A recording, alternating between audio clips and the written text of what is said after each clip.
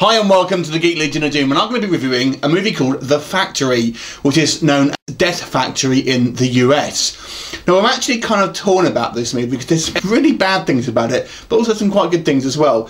So let me give you a brief synopsis about what this is. This basically follows a busload of strangers on a kind of a tourist tour, and they happen to break down this kind of very remote part of America that just happens to be the site of this kind of serial killer museum. And this kind of guy, for some reason, he decided to make a, this kind of almost like a rural town or a small village into a kind of serial killer museum using kind of real props from past serial killers and stuff. And there's this plot of this kind of lawyer guy that we see with some kind of like devil worshipper who basically wants to use magical means to kind of resurrect these sort of serial killers. And it just so happens there's kind of a bunch of strangers sort of break down at that exact time, and of these 6 serial killers, including Jeffrey Dahmer, I think John Wayne Gacy, Jack the Ripper, among others, are all kind of resurrected, and of course decide to sort of cut a swath through the group. And it's basically a kind of tale of survival with a sort of group of ever dwindling survivors trying to get out there with their lives intact.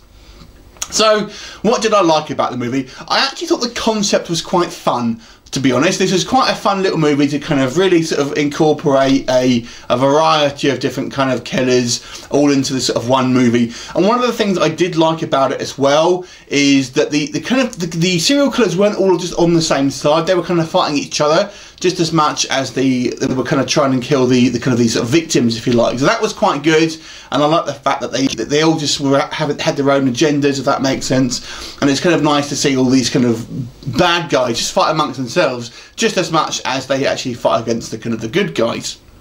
So that I quite liked.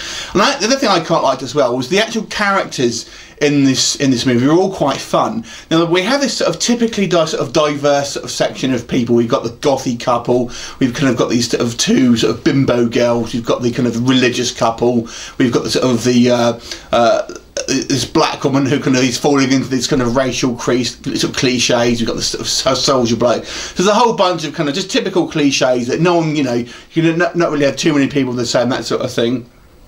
But nevertheless, I actually thought they were quite fun. Now, on to the kind of negatives. The acting's a mixed bag. Some of the kind of, I guess the main character, this soldier bloke, is kind of, I guess you would consider the main hero. It's not a bad actor, to be fair. Did a passable job for kind of B-level acting. But there are some kind of minor characters I guess the main bad guy, who is a sort of devil worshipper, is terrible. Really bad line delivery. And there's a few other sort of minor characters I guess will maybe involve as well. As I won't go too much into. But nevertheless, the kind of some of the acting is particularly bad.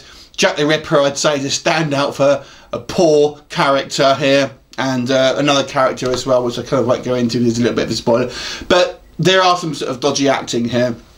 I also think the depiction of the serial killers is going to annoy some people because they come across as more slashers, this kind of like rather than actual people with personalities, because these are people in real life, so they had lives outside of killing people, if that makes sense. But here they just seem to just want to kill everyone in sight, which is not typically what they did. So don't go into this thinking this is going to be a movie about sort of a serious depiction of serial killers. It isn't. They act more like slashers. I mean, there's a line in here that says they sort of come back different, but it's not really developed anything past that, really. But the fact that they were kind of fighting each other and kind of weren't just kind of mindless demons and things like that means that these are the actual sort of personalities, so to speak, of the serial killers, at least in this movie universe. And I think some of these sort of physical actors that they've got maybe as well wasn't the best casting. If you think of the actual serial killers themselves, I think Jeffrey Dahmer, the guy they've got, Jeffrey Dahmer, was quite good. But Ed Gein's this massive hulking bloke, for example. Anyway, and so it's just a silly plot. Let's be honest. Even though it's quite fun, it's silly, and it doesn't make a lot of sense sometimes. There are a few plot holes. So if you like, a serious horror film, you might not going to want this as well. Let me talk about the violence of this film, because this is another weird thing.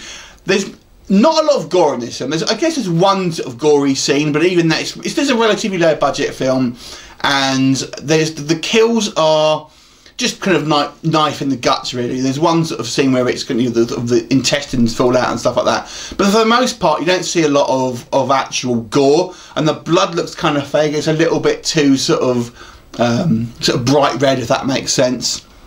But the weird thing is here is that this has got loads and loads of fist fights in. It's just weird watching it in a horror film. It's like martial arts. This is a martial arts film as much as it is a horror film, but it's, you know, you wouldn't think it. There's lots of kind of fist fights between these guys, and again, these serial killers are kind of like having sort of martial art fights with each other and just fist fights. And these guys, you know, that's not what they did.